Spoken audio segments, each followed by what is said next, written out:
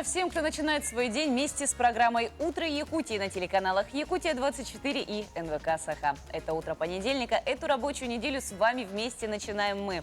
Руслан Ачиров и Полина Долинская. Сегодня из нашего эфира вы узнаете, в воспоминаниях каких российских путешественников и писателей можно найти упоминания о пригородном к Якутску селе Табага, как Суджок помогает при лечении ковид и реабилитации после болезни, какие страховки обязательны при оформлении кредита, а от каких можно отказаться. Гость эфира расскажет нам и покажет, как правильно составить летний букет и что нужно знать об их сочетании. А наш дачный эксперт поделится своим опытом в оформлении дачной кухни. Напоминаем, что мы работаем в прямом эфире. Номер нашего WhatsApp номера 8 914 273 44 88. Присылайте свои фотографии, рассказывайте, как вы проводите эти летние дни и вечера, какой вид отдыха вы предпочитаете. Фотографируйте, что вы видите из окна, не только в республике, не только в Якутске, но и по всей республике. Так что, друзья, мы обязательно все лучшие фотографии продемонстрируем во время нашего эфира. Также у нас есть страничка в инстаграме «Утро Якутии». Подписывайтесь, ставьте лайки, узнавайте анонсы будущих программ. Ну и, конечно же, следите за последними новостями. Ну что, я надеюсь, что будут у нас фотографии, вид из окна, и мы узнаем, какая погода также и у нас сейчас на данный момент в республике. Ну а прогноз погоды мы прямо сейчас узнаем в прямом эфире. По данным Якутского гидрометеоцентра, в 6 часов утра температура воздуха в центральных районах зафиксирована на отметке от 9 до 16 градусов. В Заречной группе 13-17. В южных в Алдане сегодня плюс 10 градусов, в Нерингре плюс 12, в Вилюйской группе 15-18 градусов тепла. В Нижнеленских 16-18, а в западных 9-16 градусов. В Колымо-Индигирской группе Улусов плюс 4 сегодня обещают синоптики в Чукурдахе и плюс 12 в Уснере. В Янских от 9 до 15, на северо-западе 11-20 градусов. В городе Якутске температура воздуха на 6 часов утра составила 16 градусов выше 0, атмосферное давление 746 миллиметров ртутного столба. Ветер северо-западный дует со скоростью 1 метр в секунду. В течение дня синоптики обещают нам день без осадков, дым, ветер северо-западный с порывами от 3 до 8 метров в секунду. Плюс 27, плюс 29 градусов. Какие самые актуальные и свежие новости у нас готовы к этому часу? Давайте посмотрим вместе с нашим новостным обозревателем Кристиной Якуповой.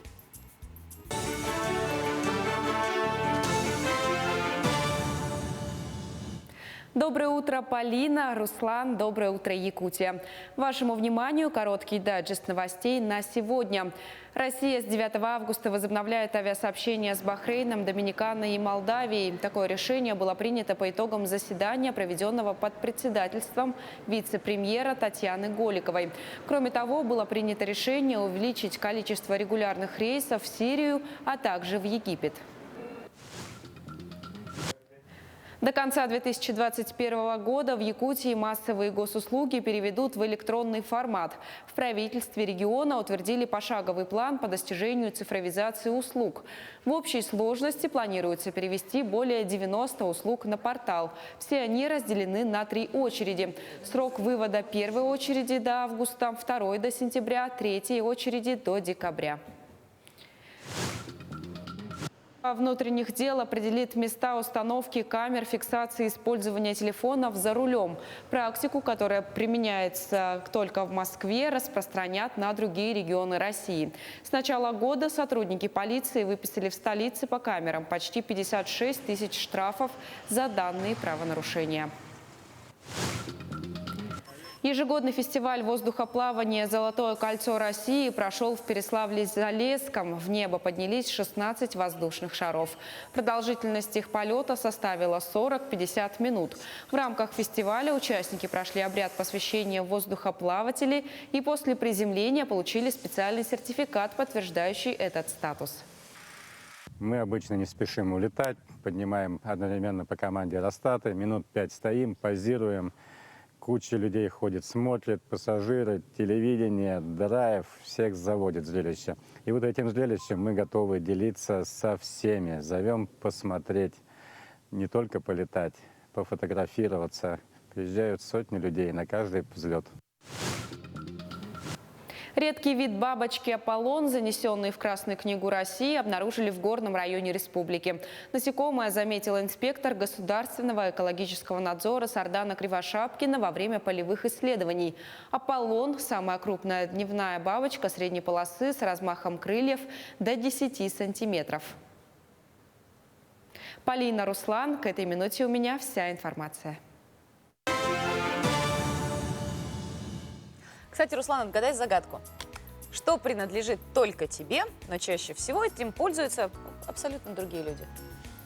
Слушай, интересная загадка. Не знаю, может быть, доверие, деньги? Не знаю, Нервы. какие-то личные вещи.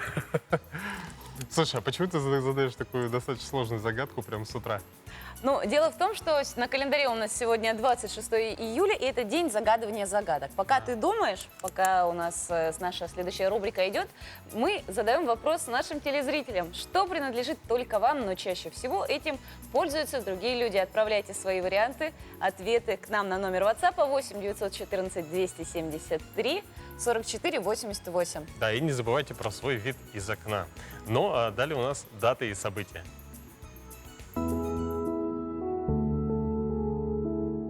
Ежегодно в этот день отмечается праздник советских и российских профессионалов и любителей парашютного спорта – День парашютиста. В 1930 году группа советских летчиков впервые совершила под Воронежем серию прыжков с самолетов, что положило начало массовому развитию парашютизма в СССР. Поклонники первого в мире искусственного языка отмечают День эсперанто. Эту знаковую систему создал окулист Людвиг Маркович Замингов. Общение с людьми разных национальностей подтолкнуло его к созданию языка, который бы мог понять любой человек на планете. Также в этот день отмечается День загадывания загадок, День дяди и тети, День «Все или ничего». Профессиональный праздник отмечает Федеральное бюро расследований. По народному календарю в этот день чтут память архангела Гавриила. Сухая погода в этот день – примета хорошей осени. Сильные дожди – гибели урожая. В этот день, 26 июля 1147 года, основан город Москва. 26 июля 1925 года состоялся первый полет самолета К-1, первый советский серийный пассажирский самолет. 26 июля 1951 года в Новгороде обнаружена первая берестяная грамота. 26 июля 1957 года в СССР состоялся запуск первой многоступенчатой межконтинентальной баллистической ракеты. 26 июля 1993 года в России прекращается хождение денежных знаков СССР. В этот день родились. В 1856 году родился Бернард Шоу, британский писатель и драматург, нобелевский лауреат. В 1875 родился Карл Юнг, швейцарский психолог и психиатр. 26 июля в 1928 году родился Стэнли Кубрик, американский кинорежиссер и продюсер. В 1964 году на свет родилась Сандра Баллок, американская актриса, обладательница премии «Оскар». Именины отмечают Юлиан, Степан, Гавриил, Антон, Сара.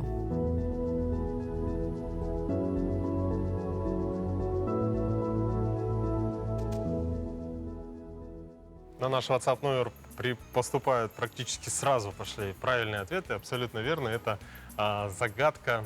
Правильный ответ – имя. Да, друзья, кстати, свое имя мы используем очень редко, но в тот момент, когда к нам очень часто обращаются по нашему имени. Очень приятно, друзья, осознавать, что вот наш WhatsApp – это показатель того, что вы все-таки утром этого понедельника внимательно смотрите за нашей программой, следите за нашим эфиром. Кстати, да, уже даже есть фотография, вид из окна, да, мы напоминаем, тоже присылайте на наш WhatsApp номер, и буквально через некоторое время мы покажем подборку. Кстати, на календаре у нас 26 июля. Можешь меня поздравить? С чем? Ну, можно сказать, с полупрофессиональным праздником, так как я парашютист, спортсмен и член ДЮСАФ России. Здорово, Вот, поздравляю тебя. А сколько прыжков уже сделала? У меня пока что 6 прыжков. Молодец. Ну вот, кстати, ни для кого не секрет, что это очень помогает, что спорт вообще помогает нам взбодриться. И вот я предлагаю посмотреть зарядку нашу, чтобы Да. тоже зарядиться бодростью, но не обязательно из-за этого прыгать из того самого окна с парашютом или без. Друзья, смотрите нашу зарядку, будьте бодрыми и доброго вам утра. Приветствую телезрителей «Утро Якутии». Меня зовут Павел, я являюсь дипломированным тренером. И сегодня я вам покажу часть статической разминки. Пальцами потихонечку давим голову к плечу. Буквально в течение 10 секунд каждое движение у нас происходит. Тем самым растягивая спазмированные мышцы, которые за ночь у нас немного залежались. И также двумя руками вниз.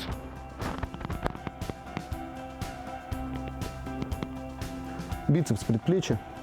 Обязательно выпрямляем руку, тянем за пальцы, но не сильно, в течение 10 секунд, и локоть у нас выпрямлен. Локоть у нас смотрит вниз. Первая рука и вторая рука. Следующая вверх спины. Берем себя за локоть и притягиваем к груди, отпуская плечевой пояс. От 10 до 30 секунд хватает для растяжки.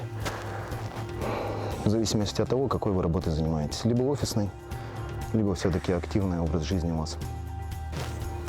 Также грудные мышцы. Берем себя в замок, выворачиваем руки и тянемся. Тянемся не наверх, а назад. Дальше после грудных мы тянем мышцы, которые проходят у нас вдоль позвоночника, длиннейшие и остистые. Также ягодичные и бицепс бедра. Для этого мы наклоняемся вперед, ноги на ширине плеч и круглим спину, полностью расслабляясь на 10 секунд. Также опускаем голову, никогда не держим ее в таком положении. Расслабляем полностью. Так как не у всех хватает координации, следующее растяжение мышечной группы мы сделаем у стенки. Это у нас квадрицепс и бицепс бедра. Для этого берем себя за носок и тянем его к ягодице, упираясь в стенку. При этом опорная нога у нас прямая. Наклоняемся вперед, спина прямая. И другую точно так же. Обязательно берем себя за край носка. Также в конце у нас остались икроножные мышцы. Икроножные мышцы мы упираем стопу в стену и также прямой ногой делаем наклон вперед. У нас растягиваются икроножные и бицепс бедра. Особого упора делать не надо. Для чего нужна статическая растяжка? Каждая мышца крепится к кости. И если мышца спазмирована долгое время, она может позвоночное тело немного сместить. Все, с вами был Павел, дипломированный тренер для «Утра Якутии». А наш тренер явно знает, как разбудить с утра свое тело. Дело в том, что на теле каждого человека есть определенные точки, которые тот самый процесс бодрости и запускают. Если вы не знаете, как себя взбодрить, где искать эти точки, то я предлагаю вам подойти поближе к экранам и смотреть внимательно, потому что наш гость, наша гостья, член Международного суджок ассоциации Мария Васильева. Доброе утро. Доброе утро. Доброе утро. Расскажите нам, пожалуйста, где искать те самые точки, которые запускают организм Человека. волшебные, да? Ну, начнем с того, что такое суджок-терапия. Да? Суджок – это корейское название. Су – это кисть, а джок – это стопа наша. Основатель этого метода профессор из Южной Кореи Пак Дживу, он сказал, что у нас на теле есть копия тела человека. То есть мы в любой ситуации можем прибегнуть к нашим кистям. Вот, допустим, если поставим руку так, вот по линии жизни это все органы, которые находятся выше диафрагмы, располагаются таким образом. То есть вот до это, пояса, да? Да, пояса, да. А если поставим кисть таким образом, это то, что ниже диафрагмы, это наша нижняя часть, брюшная полость, наши руки, Избегая ноги. линию жизни, да, вот этого, да, да, вниз? Там вниз. ножки у нас и всё Да. остальное. Вот, допустим, вот это вот голова, верхняя фаланга, потом идет шея. Это у нас грудная клетка. Это вся брюшная полость. По центру, поскольку мы стоим, это у нас ноги, а по бокам это руки. И если по линии симметрии, то это левая и правая рука. Таким образом, то есть воздействие, вот если, допустим, у меня боль в этой области, да, что я делаю? Это значит, она в брюшной полости. Я руку держу так, то есть в направлении пальца вниз. И смотрю, в какой части, да, слева. Я по линии симметрии смотрю, с какой стороны. нахожу пупок, самый центр, да, и от нее куда левее, вот вверх или вниз на квадраты делю и нахожу эту точку. Мгм. И что я делаю? Если я нашла эту область, я начинаю искать уже локализацию, да, то есть я его ищу, где конкретно болит. Вот, То есть допустим, здесь... вот по руке вот так вот вы надавливаете, да, и да. ощущаете, где Вы у вас можете, болит да, внутри, да? карандашом, спичкой, то есть не острым, а чем-нибудь таким тупым концом. Вы Мгм. нашли эту болезненную точку, вы ее отметили. А подождите, да? болезненная точка, это должна она проявиться вот здесь в организме во всем или на руке? То есть Дело в том, что этот самый наш организм это целостная система, да? То есть она как взаимодействует. Поскольку эта кисть это наша проекция, то сигнал, вот, допустим, если проблема появилась в этой зоне, то сигнал идет во все стороны, как бы, да, говорит СОС, у меня что-то, какая-то проблема. И это отображается здесь на кисти. И то есть тоже Да, будет болеть в этом да, месте? в когда этом будете месте конкретно эта зона будет болезненна. И я, когда вот нахожу эту болезненную точку, я на нее надавливаю, идет импульс. Обратная волна идет в мой орган и говорит, мне уже легче.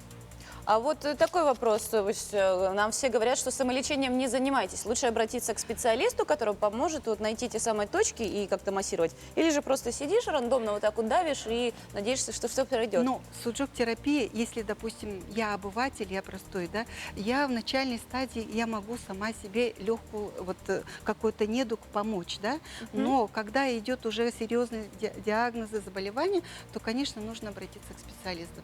Всегда нужно обращаться к врачам и к суджок-терапевтам, которые владеют этими знаниями. Потому что это фундаментальная, это наука, и ею надо, ну, как овладеть, надо учиться. Нас сейчас смотрят утром, а вот утром какие можно точки, на какие точки можно воздействовать, чтобы побыстрее проснуться, стать Побыстрее бодрым? проснуться. Да, Вот, допустим, с вашего побыстрее... позволения я тоже.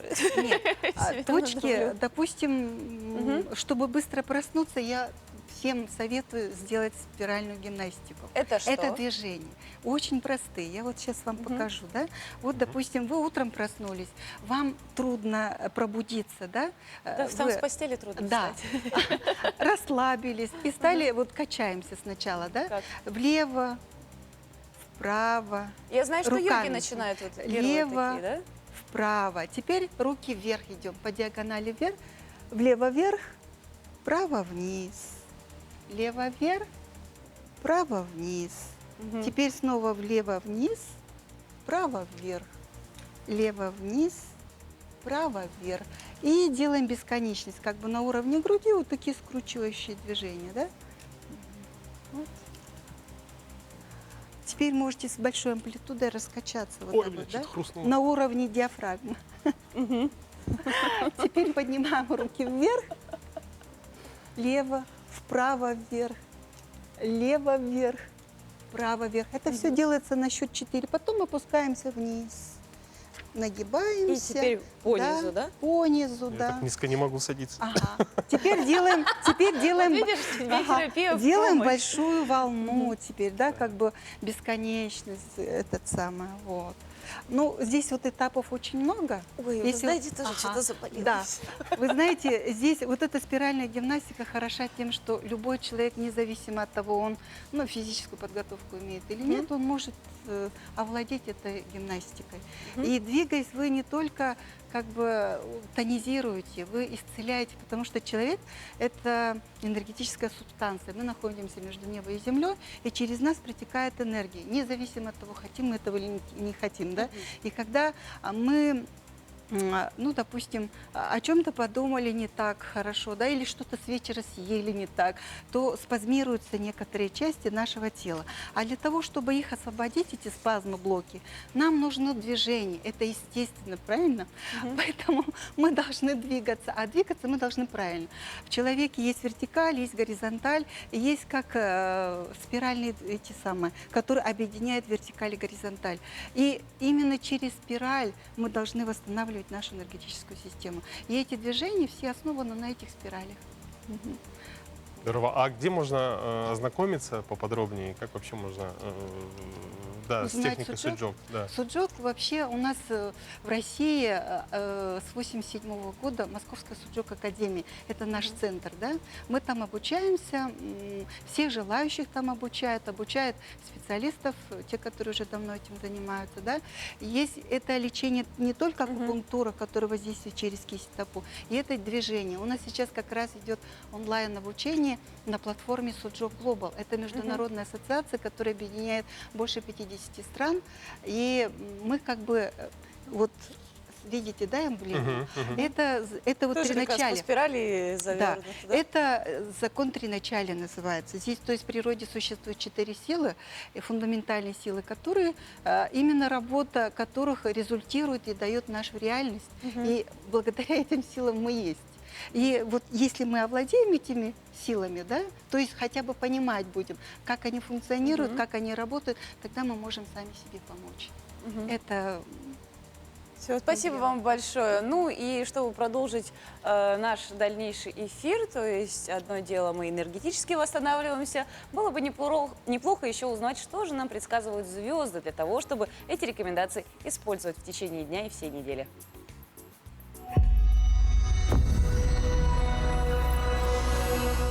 Овен. Овнам на этой неделе удастся разобраться с запутанной ситуацией. Личные отношения на протяжении недели будут развиваться своим чередом. Одинокие овны при желании смогут привлечь к себе внимание интересующего вас человека. Телец. Тельцы на этой неделе почувствуют прирост жизненных сил. Это отличное время, чтобы перейти от планирования к активным действиям. Прервав малоприятный контакт, вы готовите свободное место для более подходящего вам человека.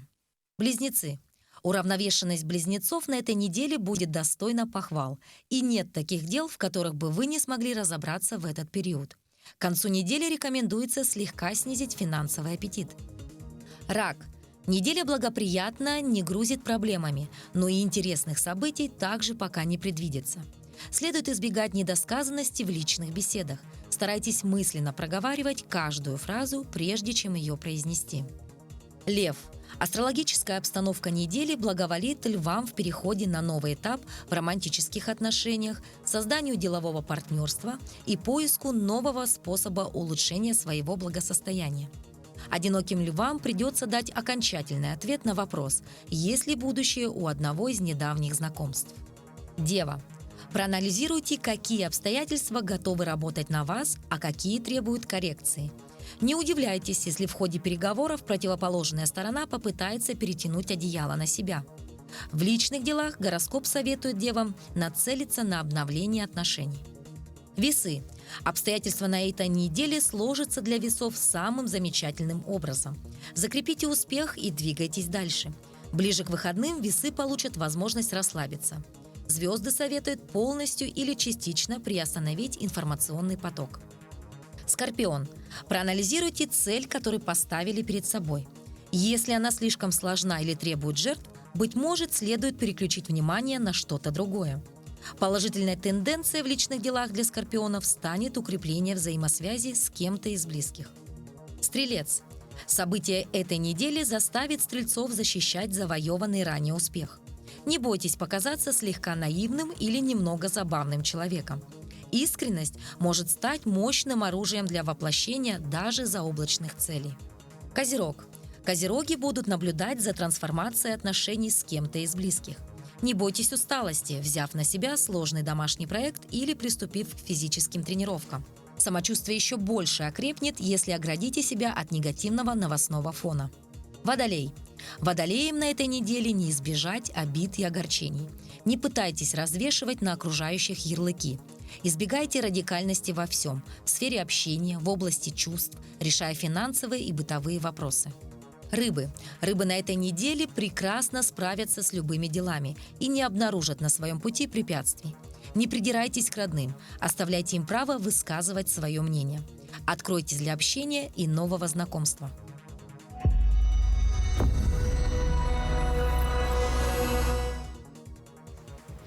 Ну что, дорогие друзья, напоминаем, что мы принимаем ваши фотографии, ваш вид из окна этим утром на наш WhatsApp номер. И к нам уже поступили пару фотографий и, кстати, одно поздравление, которое мы обязательно сейчас зачитаем. Итак, первая фотография. Она пришла из города Мирного, приветствует всю Якутию. Да, вот так сегодня утром выглядит Мирный, достаточно, да, там тоже достаточно сильный дым, но, тем не менее, сообщение было с пожеланием отличного настроения. Полина сейчас зачитает поздравление. Да, и вот чтобы разбавить именно такое серое лондонское утро в Мирном, хотелось бы отправить одно поздравление, которое пришло к нам на наш номер WhatsApp. Поздравляем дочку Марию и Азамата с жестяной свадьбой, с 8-летием семейной жизни. Желаем, чтобы ваши глаза сияли от счастья, как жесть на солнце. Желаю, чтобы число 8 стало вас знаком бесконечной любви, удачи, достатка и благополучия. Берегите друг друга и всегда оставайтесь друг для друга дороже золота и ценнее алмаза. Мама и папа. Прекрасное поздравление. А следующая фотография, мы вот даже теряемся в догадках, откуда это, потому что там такая достаточно большая стройка. И, что интересно, здесь на экране находится наш флаг республики. Да. Да. Я сразу стишок вспомнила. Из нашего окна площадь Ленина видна, а из нашего окошка только Даркалах немножко. Друзья, в общем, отправляйте свои виды из окна, рассказывайте, как проходили ваши выходные. Ну вот, мы об этом, конечно же, все покажем и расскажем. Ну и мы, конечно же, в свою очередь стараемся, чтобы наши эфиры были полезными и нужными. И знания о родном крае, и, конечно же, история никогда не будут лишними. В нашем следующем сюжете мы хотели бы рассказать вам о старом ямщицком селе Старая Табага, которое находится в 34 километрах от города Якутска. Еще до 1985 года Старая Табага называлась просто Табагой, а в 1985 году прошлого века указом Верховного Совета Якутской автономной республики произошло объединение населенных пунктов Табага и лесокомбинат в один поселок. Своим основанием село Табага обязано созданию Якутско-Иркутского почтового тракта. Село Табага основано в 1743 году как Табагинская почтовая станция на Якутско-Иркутском почтовом тракте. Наше село как раз и обязано созданию Якутско-Иркутского почтового тракта. Регулярная почтовая гоньба, по которому началась в 70-е годы до 18 века. Музей истории Табаги был создан в конце 50-х годов. Село переживало непростые времена, люди из него уезжали, многие социальные объекты закрылись. Однако сам музей продолжает жить, правда, уже на базе сельского клуба «Искра». Там и продолжается его новейшая история. Центр культуры, скажем так, да, это наш клуб, здание клуба, вот, в котором находится библиотека, у нас музей и вот, собственно, клуб.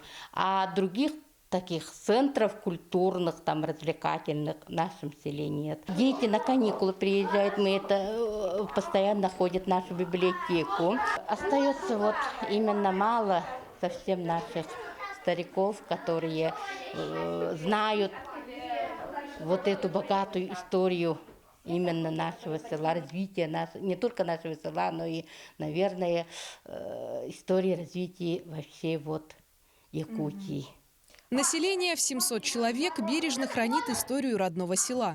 Так, например, наиболее ярким эпизодом в истории Табаги была засада, устроенная в годы гражданской войны. В годы гражданской войны была засада, устроенная на командующего войсками Якутской области и Северного края Нестора Александровича Каландрашвили, ехавшего из Иркутска в Якутск в январе 1922 года. В результате боя, произошедшего в районе между Техтюром и Табагой, он и его отряд красноармейцев были уничтожены. Там сейчас установлен памятник, бюст стоит.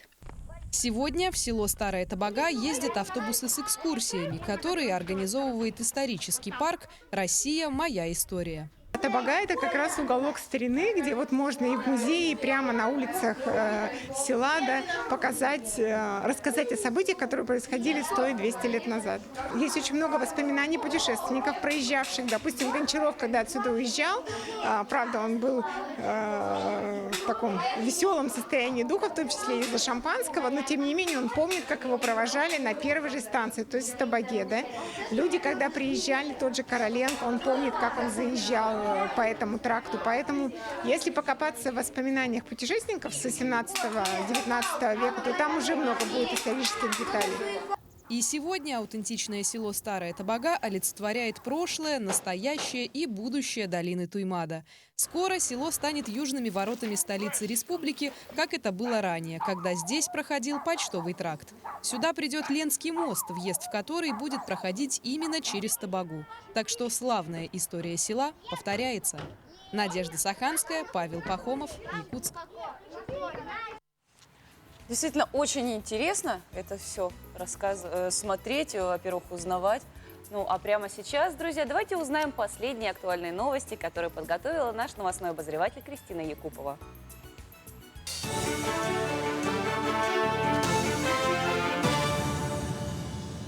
Выставка «Улица Дальнего Востока» будет открыта во Владивостоке в рамках 6-го Восточного экономического форума со 2 по 7 сентября. На ней будут представлены уникальные особенности регионов, их экономический потенциал, туристические возможности и культурные традиции. Наша республика готовит экспозицию «В будущее с Якутией». Порядка 5000 домов Якутии могут попасть в программу соцгазификации в этом году. Отмечается, что большая часть из них находится на расстоянии до 200 метров от газораспределительной сети. Основной критерий попадания в реестр – наличие права собственности на объект капитального строительства на участке. Центр занятости в Нерюнгринском районе Якутии трудоустроил 700 человек с начала этого года. Для сравнения, в июле прошлого года количество безработных составляло 1260 человек. По решению оперштаба, принявшего во внимание уровень заболеваемости старшеклассников COVID-19, в течение последнего месяца в августе будут трудоустроены 25 школьников при условии, что работодатель создаст рабочие места на свежем воздухе. Белая медведица, спасенная в Якутии, сейчас находится в вольере Московского зоопарка. Напомню, она вышла к людям в поисках пищи и воды 11 мая в районе поселка Джибари-Кихая Тамбонского района. В ходе обследования выяснилось, что у зверя имеются проблемы со здоровьем. 22 мая медведица была отправлена в Москву самолетом военно-транспортной авиации. Очень умная медведица. Сейчас проходят с ней ветеринарные тренинги наши ветеринары. Она уже самостоятельно ставит лапу в ветеринарный рукав, показывает пасть. Соответственно, можно осмотреть ее клыки, дает проверить ее шерсть. Медведица очень умная, хорошо реагирует на женский голос. Тем самым мы предполагаем, что, скорее всего, медвежонка она все-таки содержалась где-то, возможно, во дворе у людей, потому что она очень боится мужской голос, но очень хорошо относится к женскому голосу. У меня на этом вся информация. Хорошего вам дня. Полина, Руслан, передаю вам слово. Спасибо, Кристина. А дачники тем временем тоже радуются первым урожаем. Сейчас основные работы по посадке уже, конечно, завершены, и практически можно приступить к урожаю. Можно наслаждаться видами, а можно даже заняться благоустройством своего дачного участка, своей фазенды. И вот наш эксперт Ольга Шиханова любезно согласилась нам показать свою дачу и поделиться некоторыми советами. Доброе утро, дорогие телезрители, уважаемые дачники. Наша дача давно уже существует, и хотелось нам что-то сделать, чтобы запоминалось, потом зимой вспоминать, как наша дача. Дети увидели этих божьих коровок, они вообще божьи коровки, они такое их зовут-то так, что они божьи коровки. И вот мы стали собирать. Ну и, в общем-то, недолго собирали. Я сделала в Москве, увидела вот такую ткань, бязь, и мы сделали картины. Это кухня у нас, летняя кухня. Потом, значит, появились у нас какие-то вот кружечки все с божьими коровками. Дочь привезла из Иркутска. И вот такой набор Альберт Петрович купил, взял. Там, значит, и чашки, и пиалы, и чайники, все. Все есть, вот. Масленка даже есть, сахарники. Это так сразу нам дало. Вот очень много посуды такой с божьими коровками. И увидели стаканы. Стаканы тоже с божьими коровками. Очень красивые. И вот широкие стаканы пониже и высокие. Кто-то давал ткань. Вот салфеточки я сшила с божьими коровками. Племянница из Москвы узнала, что мы тоже собираем. Где-то захожу в магазин, до смешного, где-то в каких-то городах бываю, и спрашиваю, у вас есть что-то божьи коровки? Вот женщина порылась где-то и достала мне вот листики смородиновые с божьей коровкой, и ромашки еще есть, тоже с божьими коровками. И, конечно, везет. Вот эту ткань увидела на шторы, тоже такое. И сама сшила вот эти шторы, тоже с божьими коровками. И вообще, где увижу теперь вот такую, кто-то увидит, и все нам приносят, дарят, а потом приходят еще и спрашивают, а где мое? Полотенцев очень много с божьими коровками. Вот эти вот невестка купили в Москве, и дочка божьи коровки деревянные вот на магнитиках. И я благодарна всем, кто мне помогает в этом деле. Поэтому какой-то бальзам для души все равно приятно. Что-то, чем-то заняты все. И мне приятно здесь. И нашей семье всей приятно находиться вот даже вот на кухне. Вот это я сама сшила на стулья. Эти тоже божьи коровки. Вот, под сиденьки. Вот. Ну, всем всего хорошего, приятного. Находите себе какие-то хобби.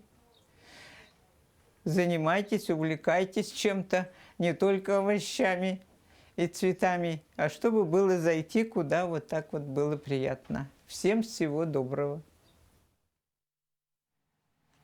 Еще одним украшением дома могут стать цветы. Это могут быть цветы полевые, собранные на природе, это могут быть цветы купленные, либо какие-то своеобразные композиции. Друзья, скажите, что действительно подтвердить тот факт, что освежает взгляд и вообще как бы радуется глаз, когда ты смотришь на вот этот вот красивый букет. А вот как правильно его сформировать, как правильно выбрать цветы, какую композицию лучше всего составить, мы поговорим с нашим гостем.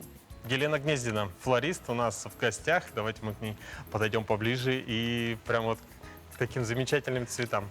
Доброе утро. Во-первых, поздравляем вас с недавно прошедшим Днем флориста. Спасибо. Вот. И давайте с вами поговорим. Что касается композиции цветов, есть ли какие-то правила этикета, как правильно все это делать, как лучше все это компоновать и совмещать друг с другом? Правила, конечно, есть. Ну, смотря о чем мы говорим. Если мы говорим о флористике, о профессиональной флористике, там, конечно, очень много правил. Колористика, правильное построение букетов, много-много. А если мы говорим о том, чтобы собрать дома букет, поставить вазочку, есть таких несколько правил простых. Самое главное, когда вы смотрите, выбираете вазу, какая она То есть все больше-меньше. начинается с вазы. Да, больше-меньше. И смотрите, куда вы ее будете устанавливать. Если она будет стоять в центре стола, значит, мы будем делать композицию, которую будут видеть со всех сторон. Значит, она будет пышная, круглая.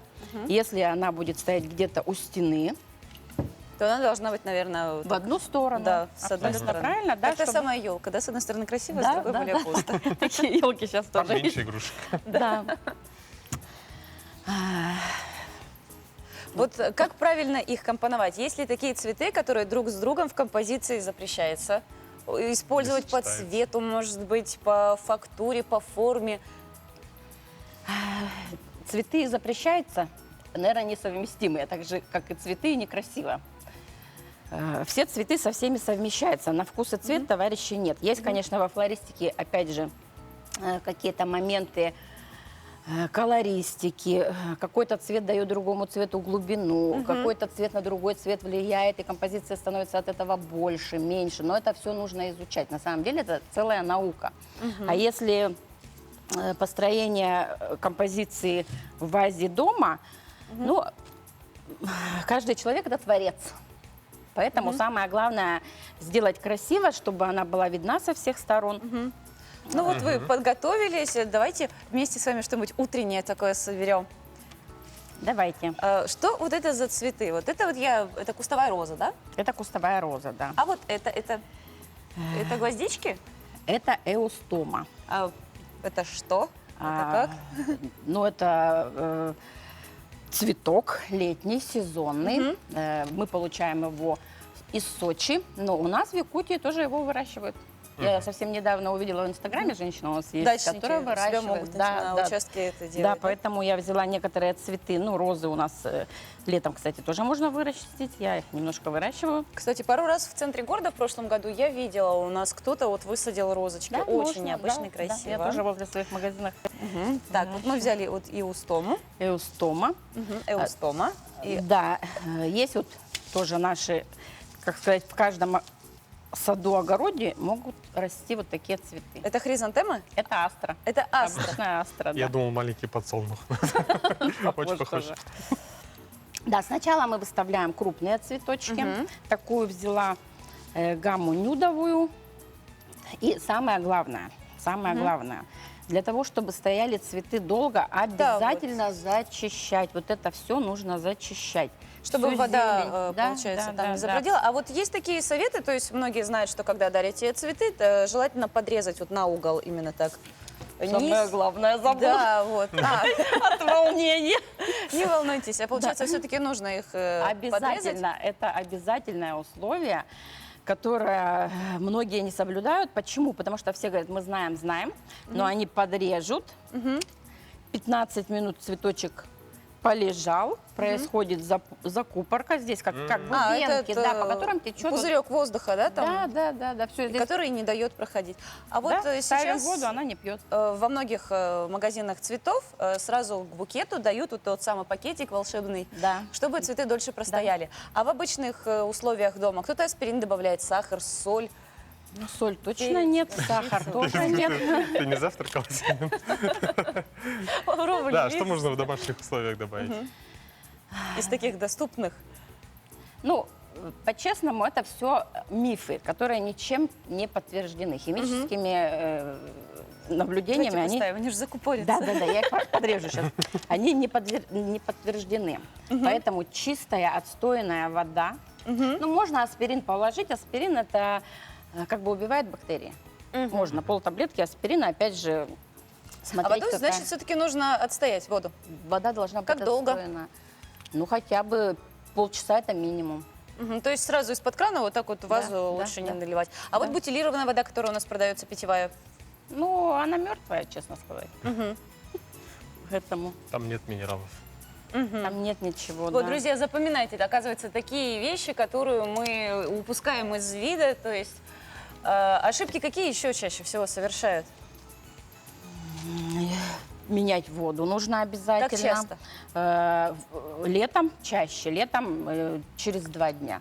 Потому что Каждые 2 дня? Каждые 2 дня. А по температуре воды она какая должна быть? Средняя? Комнатная температура. Комнатная температура. Да, вот полчаса она как нагрелась, да? Да. Этого достаточно.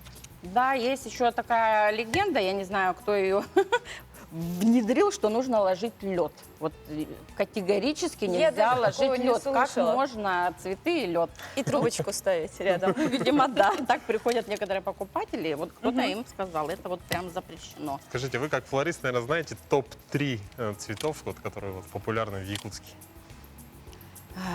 Ну, это роза. Роза? Да. Роза. Очень часто спрашивают пион. Спрашивают очень часто, но в продаже редко. В продаже не очень, да, потому что он очень дорогой цветок на самом деле. Вот. Сейчас вот гипсофила в моде. Вот гипсофил, называется, кстати, облачки. Облачки. Да, ну это гипсофил. А вообще, где они растут вот так, чтобы вот как сорная трава? Нет, Или они не это растут специальные? как сорная трава. Их вот прям выводят? да? Это голландская, да, у нас такое, ну, может, в теплице кто-то может вырасти, хотя это и материал тоже голландский.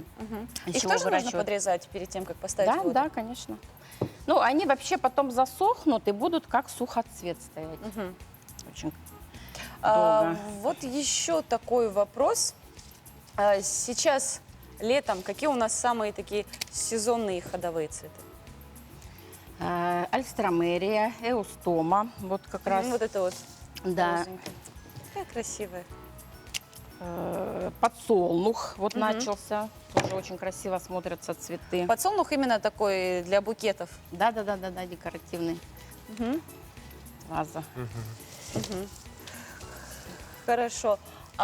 Пока мы сейчас собираем тот самый букет, друзья, идеальный букет, который нам задаст то самое утреннее настроение этой рабочей недели. А сейчас мы предлагаем вам посмотреть следующий сюжет о трудовом лагере. Как дети в селе Хандыге выращивают даже мандарины. Давайте, друзья, внимание на экран, а мы пока займемся красотой. Воспитанники лагеря «Аргыз» все лето ухаживают за овощными культурами на 5 гектарах земли. Также трудятся в теплицах-оранжереях. Посевная начинается с февраля и завершается в ноябре. Огурцы высаживаются дважды. Первый урожай получают уже в апреле.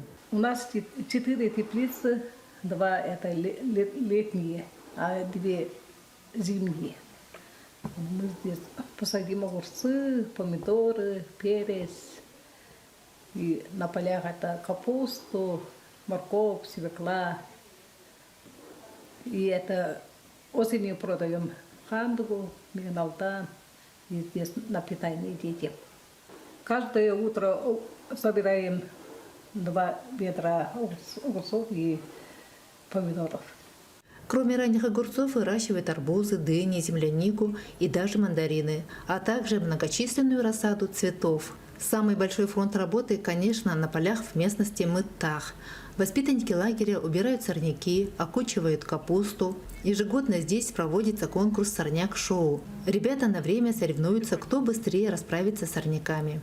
Сейчас я окучиваю капусту, и надо быстро и грамотно работать, чтобы получить призы.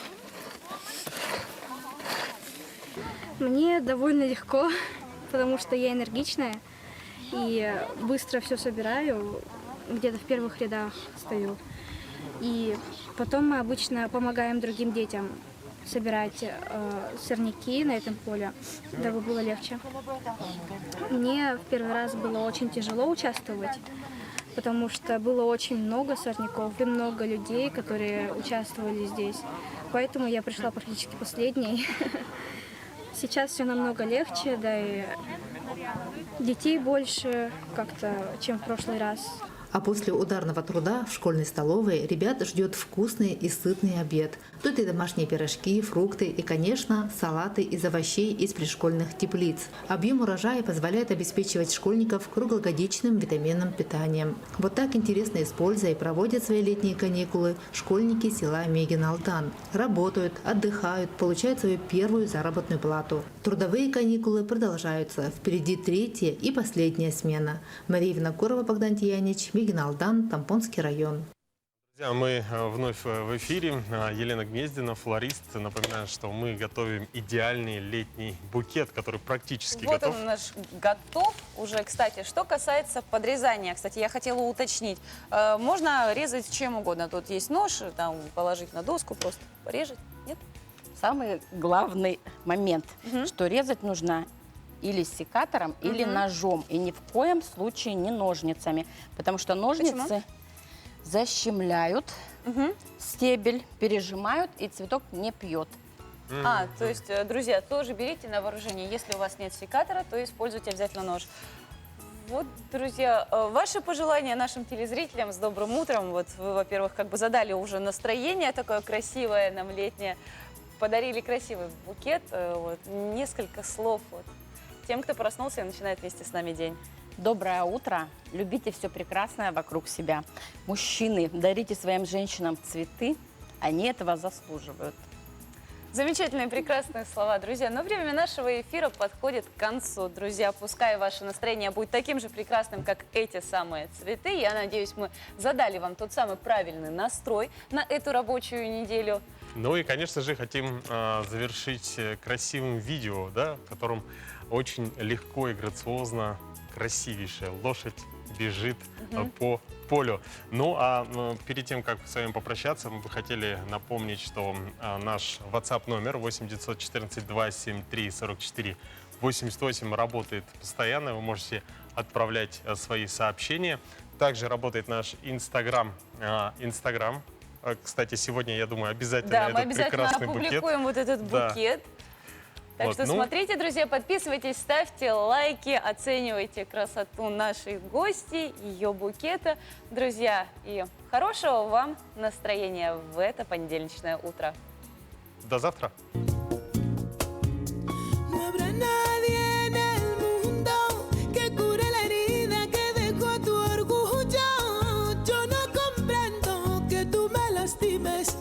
Con todo, todo y el amor que tú me diste, no habrá nadie en el mundo que cure la herida que dejó tu orgullo. Yo no comprendo que tú me lastimes con todo, todo y el amor que tú me diste.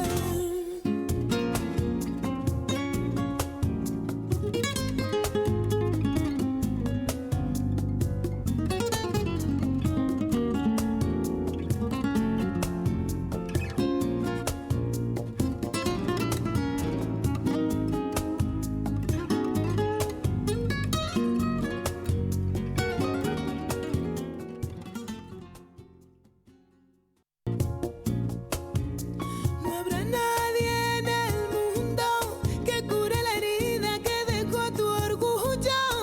Yo no comprendo que tú me lastimes con todo, todo y el amor que tú me diste. No habrá nadie en el mundo que cure la herida que dejó tu orgullo. Yo no comprendo que tú me lastimes con todo, todo